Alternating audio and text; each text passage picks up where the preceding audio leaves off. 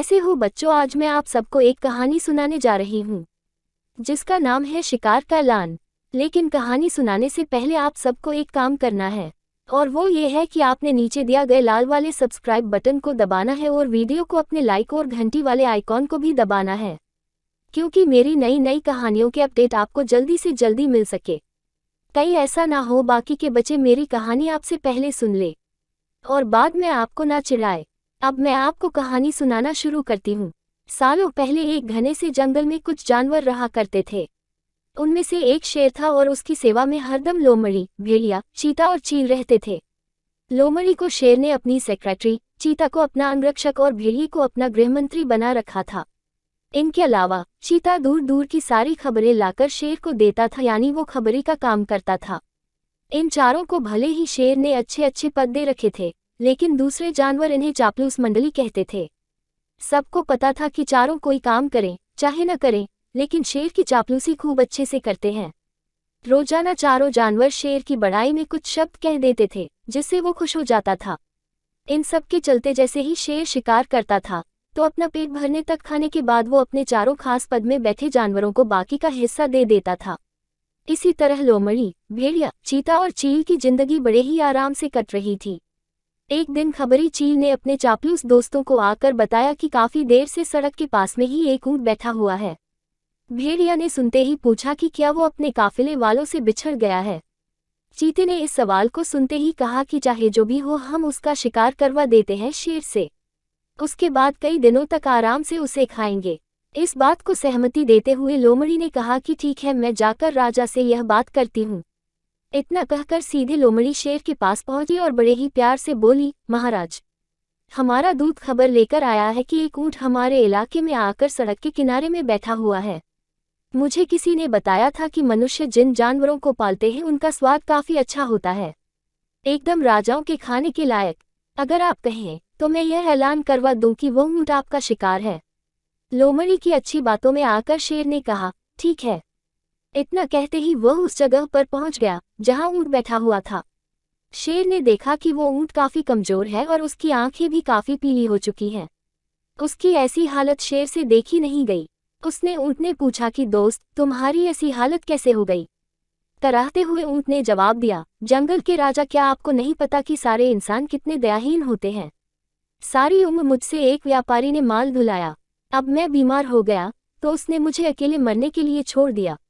उसने सोचा कि मैं उसके किसी काम का नहीं रहा, इसी वजह से अब वो मुझे अपने साथ नहीं रख रहा है और न ही मेरा इलाज करवा रहा है। अब आप ही मेरा शिकार कर दीजिए ताकि मुझे इस दर्द से मुक्ति मिल जाए। इन सब बातों को सुनकर शेर काफी दुखी हुआ। उसने ऊंट से कहा कि अब तुम इसी जंगल में रहोगे हमारे साथ। यहाँ तुम्हें कोई भी नहीं मारेगा। मैं ऐलान कर देता हूँ कि तुम्हारा शिकार कोई जानवर नहीं करेगा।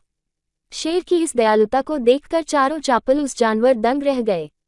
धीमी आवाज में भेड़िए ने कहा कि कोई नहीं, बाद में इसे किसी तरह से मरवा देंगे। अभी जंगल के राजा का आदेश मान लेते हैं। ऊंट अब उसी जंगल में आराम से रह रहा था। अच्छी से हरी घास खाते खाते ऊंट एक दिन बिल्कुल स्वस्थ हो गया। वो हमेशा शेर के प्रति आदर भाव रखता था और शेर के दिल में भी उसके लिए दया और प्रेम की भावना थी। अब शेर की शाही सवारी भी स्वस्थ ऊंट निकालता था। वो शेर के चारों खास पदाधिकारी जानवरों को अपनी पीठ पर बैठाकर चलता। एक दिन चापलूस जानवरों ने जंगल के राजा शेर को हाथी का शिकार करने के लिए कहा। राजा भी मान गया, लेकिन वो हाथी पागल था। उसने शेर को बुरी तरह से पटक दिया। किसी तरह से शेर पागल हाथी से बच तो गया, लेकिन उसे काफी चोट लग गई। अब बीमार शेर बिना शिकार किए किसी तरह से अपनी जिंदगी जीने लगा। उसके सेवक भी भूखे थे। उनके मन में हुआ कि आखिर ऐसा क्या करे कि कुछ खाने को मिल जाए। फिर उनका ध्यान हटे कट्टे हो चुके ऊंट पर गया। सबने मिलकर एक तरकीब सोची और राजा के पास चले गए। सबसे पहले भेड़िए ने कहा कि महाराज, आप कितने दिनों तक भूखे रहेंगे? मेरा शिकार करके मुझे खा लीजिए, आपकी भूख मर जाएगी। फिर चील कहने लगी कि राजा साहब, भेड़िए का मांस खाने लायक नहीं होता है, आप मुझे खा लीजिए। चील को पीछे धकेलते हुए लोमड़ी बोली, तुम्हारा मांस इनके दांतों में ही लगकर रह जाएगा, आप इसे छोड़िए, मुझे खा लीजिए। एकदम से फिर चिता बोला कि इसके शरीर में आपको सिर्फ बाल ही मिलेंगे, आप मुझे खाकर अपनी भूख मिटा लीजिए। ये सब उन चापलूस जानवरों का नाटक था जिसे ऊंट नहीं समझ पाया। उसने भी एकदम से कहा कि महाराज, मेरी जिंदगी तो आपकी ही दी हुई है। आप इस तरह से भूखे क्यों रहेंगे? आप मुझे मारकर खा लीजिए। चारों चापलूस जानवरों को इसी बात का इंतजार था। उन्होंने एकदम कहा कि ठीक है महाराज, आप ऊंट को ही खा लीजिए। अब तो ये खुद ही कह रहा है कि मुझे खा लो, और इसके शरीर में मांस भी काफी ज्यादा है। अगर आपकी तबीयत ठीक नहीं लग रही है तो इसका शिकार हम कर देते हैं। इतना कहते ही चीते और भेड़िए ने मिलकर एक साथ ऊंट पर हमला कर दिया। कुछ ही देर में ऊंट की मौत हो गई। कहानी से सीख, अपने आसपास चापलूस लोगों को नहीं रखना चाहिए। वो हमेशा अपने फायदे की ही सोचते हैं। उम्मीद करती हूँ कि आप सबको ये कहानी पसंद आई होगी। और हाँ, ये कहानी आपको अपने दोस्तों को भी सुननी है, क्योंकि शिक्षा बांटने से बढ़ती है और हमें अच्छी बातें सब तक पहुँचानी चाहिए। ठीक है बच्चों, अब मैं चलती हूँ। आपसे अगली बार मिलूंगी, वो भी नई कहानी के साथ। और जाते जाते आपके लिए एक छोटी सी सीख।